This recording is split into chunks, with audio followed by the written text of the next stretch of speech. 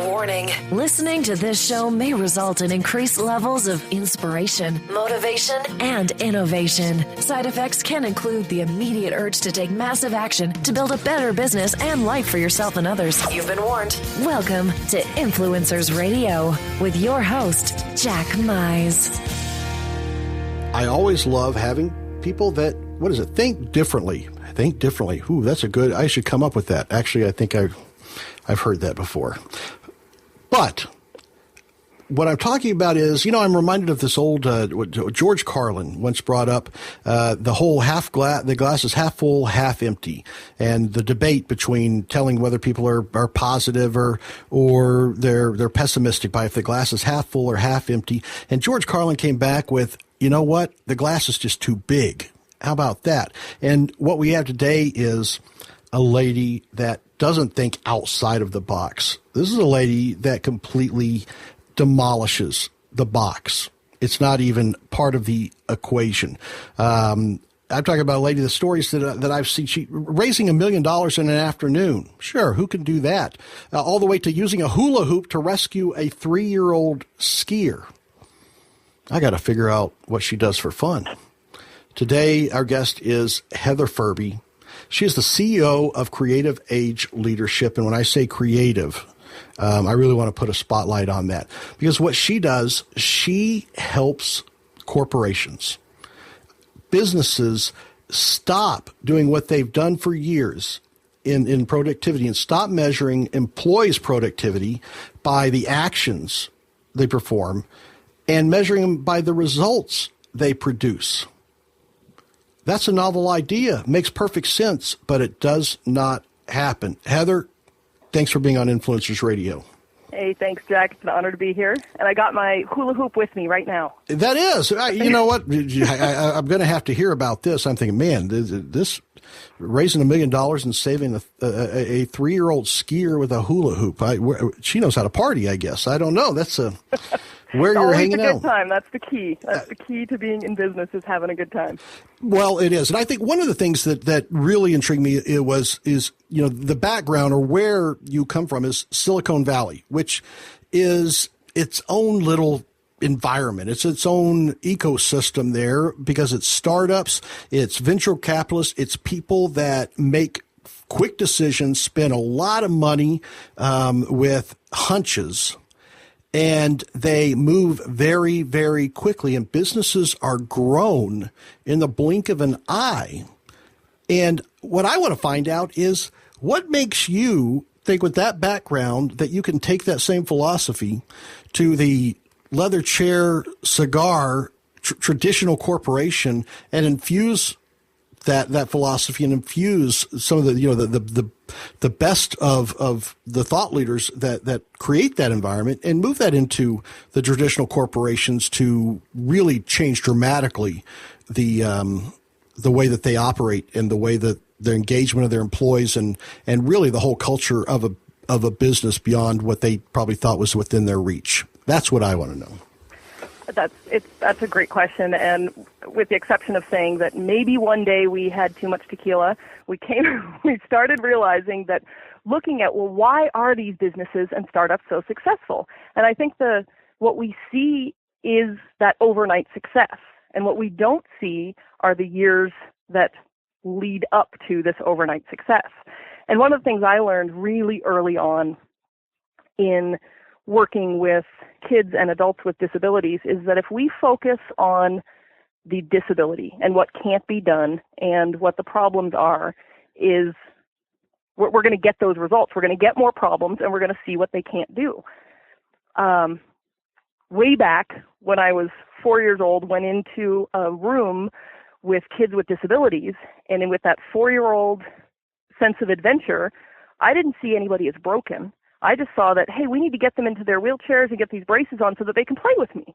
So I walked by all the adults, and that's exactly what I was out doing, is helping them get these braces on, and we ended up playing. And it's because I could learn to focus on the ability, not the disability. And when you focus on what somebody can do and what their strengths are, that person just becomes unstoppable. And that's what we see in Silicon Valley quite a bit, is these entrepreneurial, I can do anything there are no limitations attitude. Well, I think you brought up a point there, and I think what a tremendous analogy and one advantage that you have of working with folks like that have mental disabilities is the fact that there is no pliability there. That so many people focus on what people are doing wrong in the traditional world and the traditional jobs. A lot of them you hear about, well, they're doing this wrong, they're doing this wrong, they're doing this wrong, and from what I've learned from you about fast successes and business in the Silicon Valley is they are hyper focused on what those individuals do right, what those individuals bring and do, and they focus on that. And when I say no pliability, is there is no with people with mental challenges or mental health issues. There is no let me work harder to fix that or change the circumstance. The circumstance is what it is, but when you adapt around that, then some remarkable miracles happen.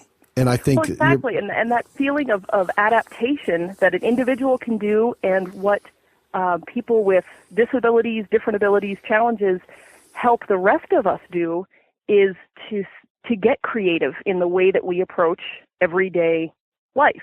We have to stop and question, well, what's another way I could go about making my point or getting the results that I need if I can't just run up the stairs or think or process information like the rest of the world? So that was just a gift that I learned from people with disabilities, is that it allowed me to live my life bigger. And when you say demolish box and banish the box, is because I grew up never knowing a box, because I could see everybody's abilities and strengths.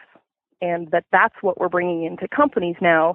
And then that's what employees are, when they thrive and they can give their highest and best contribution, that they're really engaged and passionate about their work, is because a manager or a leader has actually focused on their strengths and what can be done, and helped them actually see that everybody has this ability to banish the box of what we think is possible. Well, it is. And the sad thing is, in a lot of corporations, and I think everybody, if you work in a corporate environment, if you manage a corporate environment, if you step back and you're honest with yourself, you realize there's a whole lot of nothing getting done most of the day, right? There is. And a lot of that has to do with the acceptance. The bar, one of the things that you do, it's not that you go in and make things easier. You're actually raising the bar for employees, because right now, the sad fact is there's a lot of people that their bar is, well, they didn't break anything and they didn't steal anything.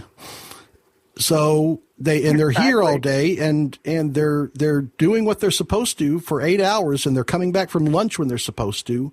So that's the bar. I'm successful. And that's where we say, like, Gallup had a recent study that we're up to 30% of our employees feel engaged at work. And that was a celebration. And what I look at is like, well, holy crap, that's 70% that are not engaged in work.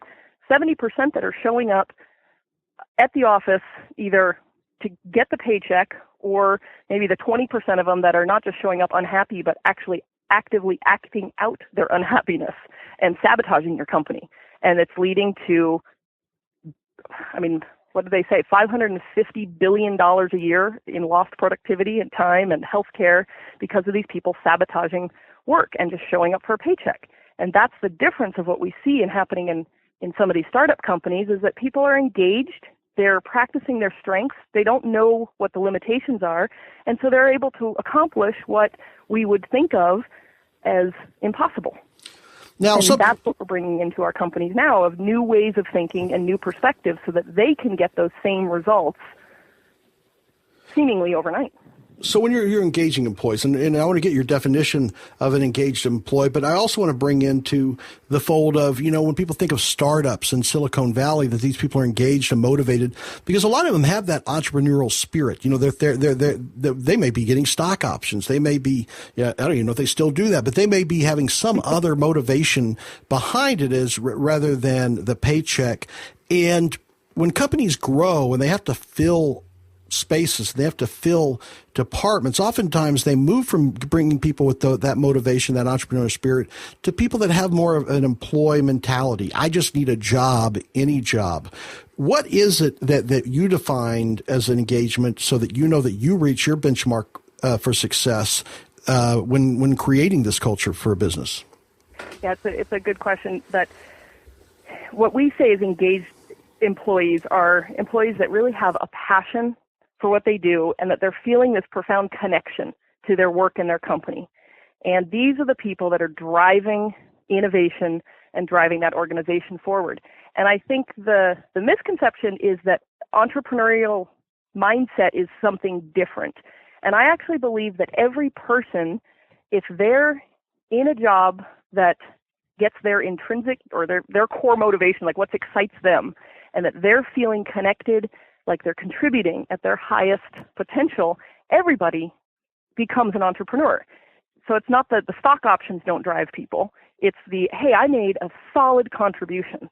And what's happening in so many workplaces right now is that I kindly call it management from hell. And we've created this management style where we're managing people.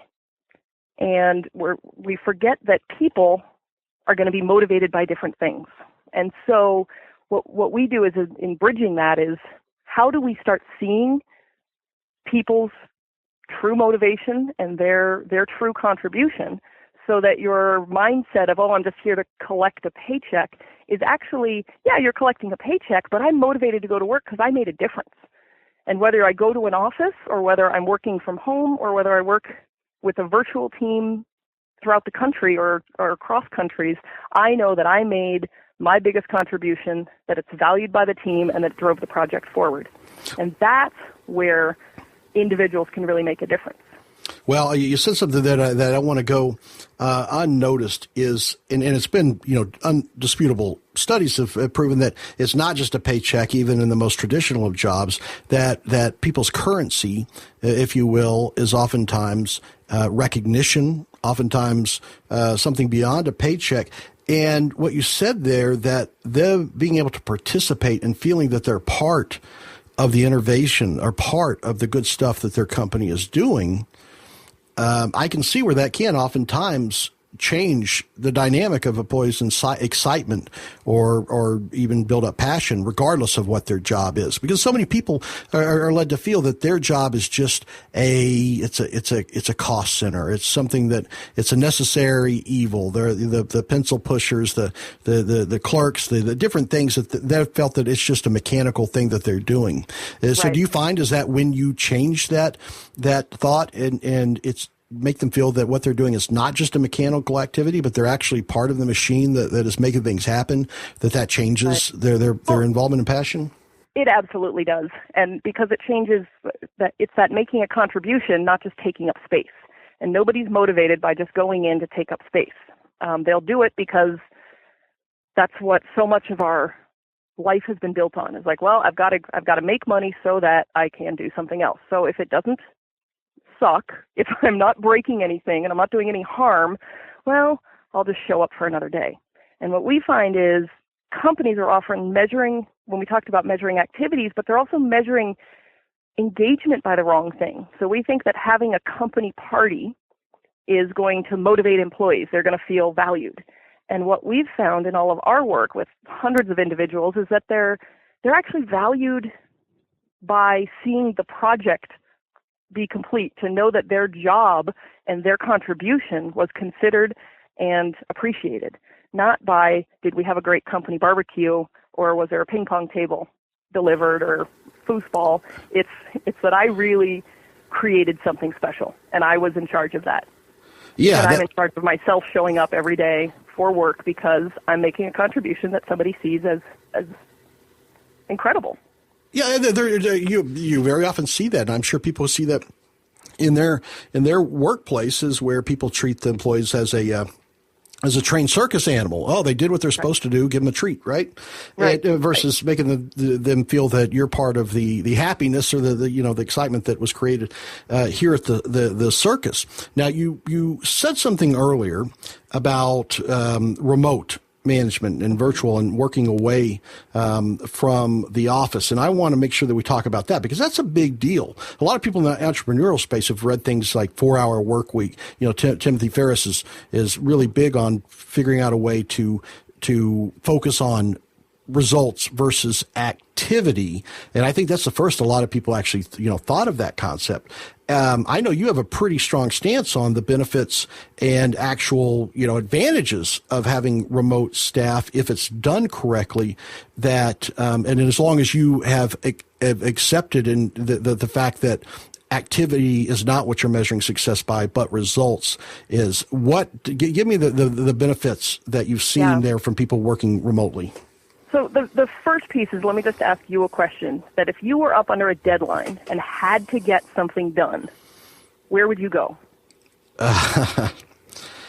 Away. Away, right. And when we've asked so many people that question and have heard results, and people are always saying, I would go to the porch, or I have a special place at my house, or a plane, or on a train. I have yet to ever hear somebody say, I would go to the office. Unless they'd go early in the morning or late at night or maybe on the weekends. When no one's there. When no one's there. Why? Because we have interrupted work days. And so what happens is I hear that people saying, oh, remote management, that's really nice for those people out in Silicon Valley or wherever else it is. But for us, it's not going to work because we have a culture where people come to the office. And I think that's the misconception, is that if I, as a manager, can pop up and see everybody's head at the cubicle, I assume that I know what they're doing. And I assume that stuff is getting done. And what we've actually proven, and this was even recently, Gallup did a study on this, and we've seen it with our customers, is that people who are allowed to work remotely are more engaged. And by engaged, we mean they're more passionate. They're making a better contribution. And those things that we think are distractions, like, oh, I got on Facebook, or my kids came home, or I have to stop and walk the dog, or whatever it is, the difference of those when you're working virtually and away from this office, and it may be a smaller office or something like that as opposed to just at home, but the difference with those kinds of distractions are that they're voluntary. So I get to choose when I take those breaks. In an office, when we have these traditional cultures, the biggest distraction is my manager popping in to just say, hey, how's that project going? Or my coworker just saying, do you have that file? Can you just get that? And really what it comes down to, as we see, is when was the last time you had a work day? You don't have 8 hours of work. You have work moments. And you're lucky if you get half-hour work moments. And so why I'm so passionate about remote management and building virtual teams is that it allows people to do their work in the place that they can feel like they're giving their best contribution. And if that's, for somebody like myself, if you put me entering data for 8 hours a day, well, I wouldn't last 8 hours. I'd last about 2, and I'd get distracted, and I'd wander off and do something else. And I don't care if I'm at home or at the office. That job would not be something I feel like I can contribute. So what we look at is really getting the right person in the right seat so that they can give their contribution, and then where they do it from is so secondary. Because if I'm intrinsically motivated for me, it's connecting with people and finding out what makes people tick, I can do that from anywhere. I cannot do that actually from a cubicle in an office. I have to be out and about and meet people. And when I do that, that's how I've gotten to be leading sales and making connections that I've done in business and had a couple successful companies is that's by connecting with people. And so that's where I come back to the remote management and virtual teams. It's the future of work, and the future of work is here. That employees are demanding, especially with the millennials coming in and the new generation, they're demanding to give their best contribution at work. And one of the things that they want is to be able to have that freedom to do it from wherever they are. The other thing that remote management that I just love is that it actually expands this notion of what we have as a skills gap. I just was at a meeting at Silicon Valley with a couple venture capitalists, and one of them actually said they will only, and these are progressive thinkers, they will only invest in a company that is within 20 minutes of them, because they think that's where the best talent is, within 20 minutes. Needless to say, none of their ventures have worked out. They're not one of the more successful companies because they're looking at, well, I can only recruit from these people in my backyard. Whereas with virtual management, remote teams, we have a skills pool that's open to us that is actually across the nation, across countries.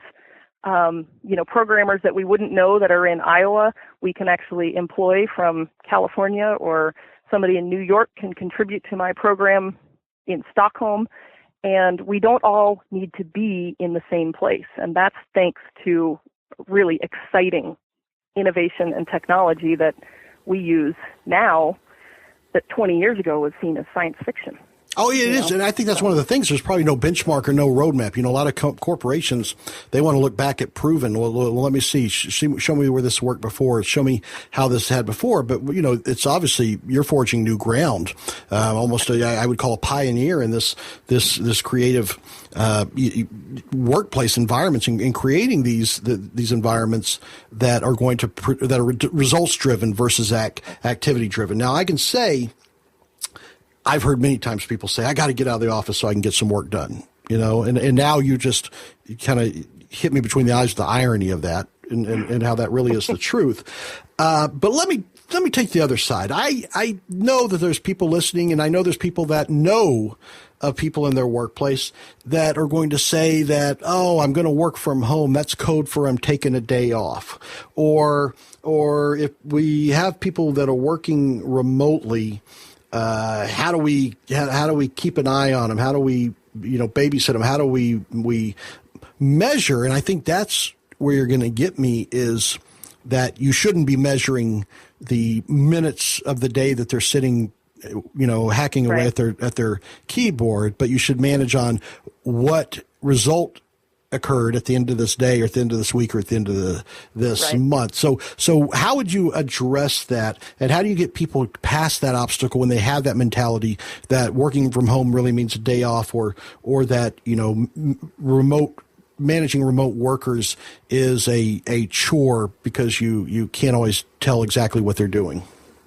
Right. Well, the good part is, yes, we are at the forefront of companies and bringing this to companies, and it's already in action in some great global companies. When you look at companies that people have been doing this forever, when you have a production company in another country, or my sales force needs to be in all locations. So there are proven models out there.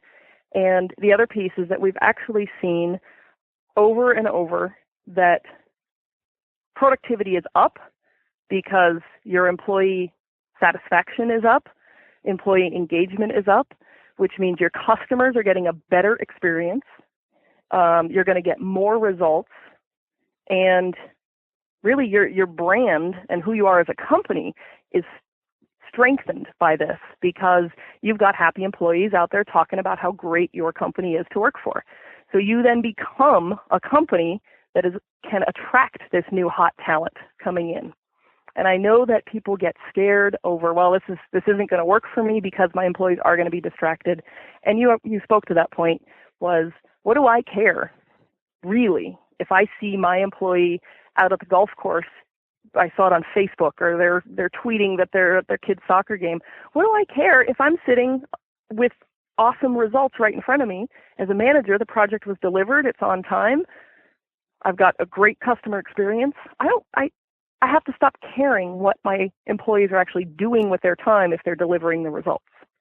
And that's where it is about teaching managers and executives how to implement virtual teams and remote management. Because if not done correctly, if you bring in the wrong people or have wrong tasks assigned, very simple things that, if not implemented correctly, actually will cause chaos. And you're going to just have a bunch of rogue team members out virtually not working and producing no results, just as you would if you had them in the office and not giving them clear leadership. The difference is we feel like we can course correct in the office faster.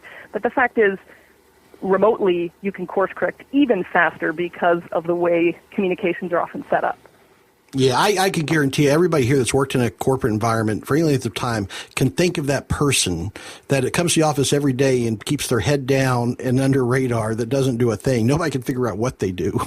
Right. So it's not like you're avoiding that. But also, I think what you said, that it's some of these fears are not unfounded, that they can happen if it's not implemented the right way. Absolutely, and that's what we really see, that the biggest challenges to building a remote team that are so easy to overcome if implemented. It's really about building trust among your team members.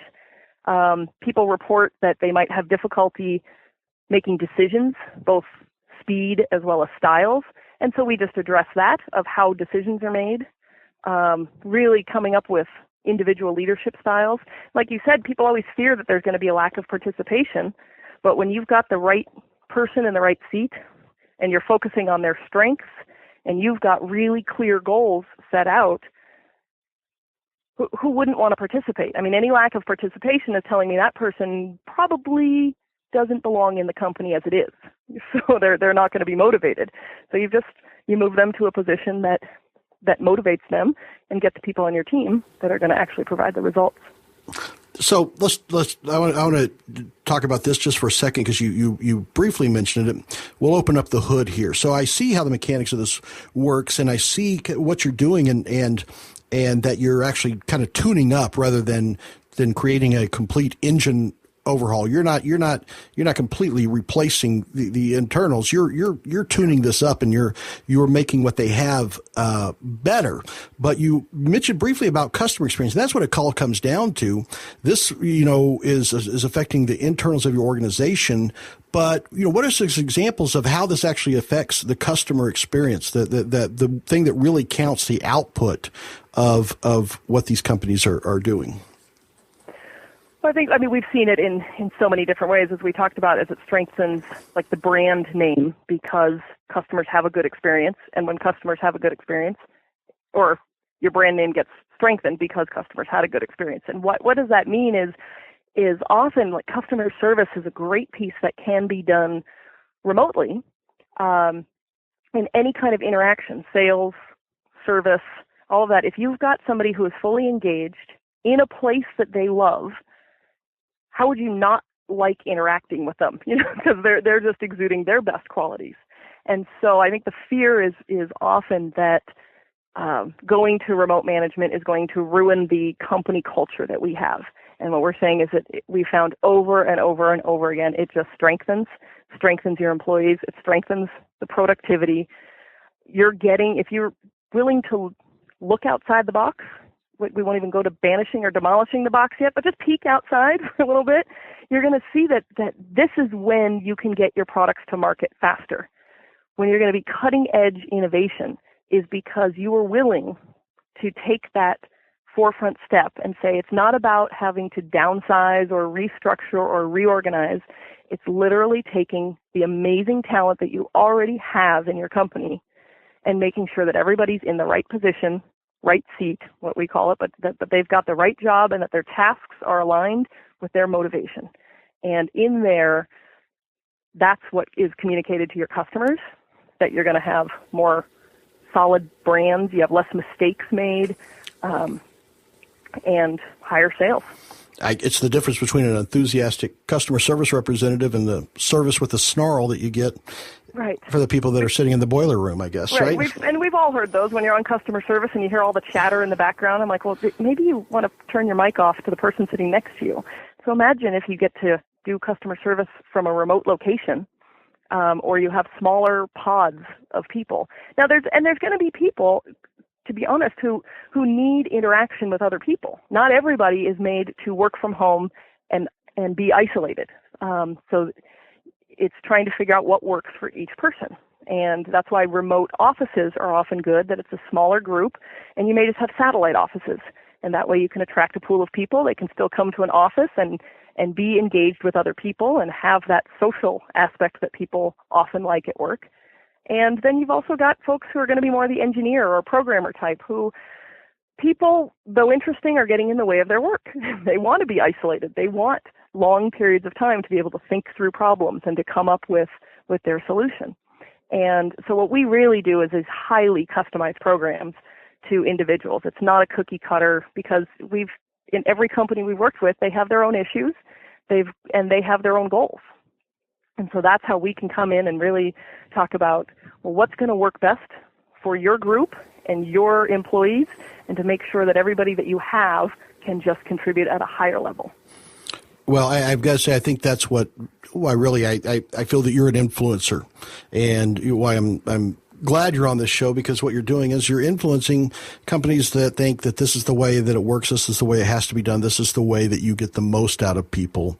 And you're influencing them to realize that there is a better way, not just for them, but for their customers and for their employees. And because of that, it affects the lives, the livelihoods, and the just the quality of the life of many, many people, more than just these businesses that you're working with. And I like to find out what influences the influencer. What is it that influences you, that inspires you to do what you do, and that finds its way into your work and benefits the clients that you help? Well, our big fun that our company, there's a book we live and die by, which is called Innovator's DNA, Jeff Dyer. And really it talks about what makes up an innovative person and an innovative team. And we love innovation, which is that thinking outside the box. So there's a lot of qualities and pieces that we look in there. One of the things that came to us as well is from Innovator's DNA is my work with people with disabilities, and how it's just a passion that I have of communicating differently, that there's a way you can come from being and seeing the world that actually makes a bigger impact than anything you're going to do in the world. And where I spend a lot of time is I've got a crazy dog, and so my dog training is actually one of the things that I love, because in communicating with dogs, as much as we talk to our dogs, oddly enough, they don't understand us. So what I've learned of dog training and doing a lot of agility and obedience work is it's all about who you're being. So it comes back to that of your communication with your animal is about who you're being. And when we can bring that into our daily life, like I said, it makes my contribution to the company and all of our incredible people that we work with in our company, as well as the companies themselves, when you see somebody shine, giving their best contribution and in their passion, and I don't care if that's, knitting and crocheting or on the golf course or training dogs, it's when you see somebody in their passion, it's so attractive to be around. And so why can't we bring that same passion and that same energy into our work, considering the amount of time we spend there and the amount of what's asked of us at work? What if we had that kind of passion the majority of the time? That's what fires me up. Powerful and fascinating.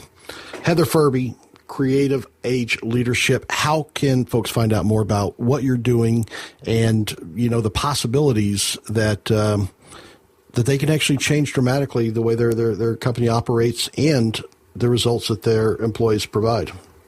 So, of course, they can find us on the internet at www.creativeageleadership.com. But as always, we really value personal connection. So if you find us on the web, give us a call, let us know what you're up to, and we can see what kind of great things we can create. Heather, I appreciate you being on the show today. Definitely inspiration and an example of a true influencer. So thank you very much for coming on. Yeah, thanks so much. It was an honor. Folks, check it out, Creative Age Leadership, creativeageleadership.com.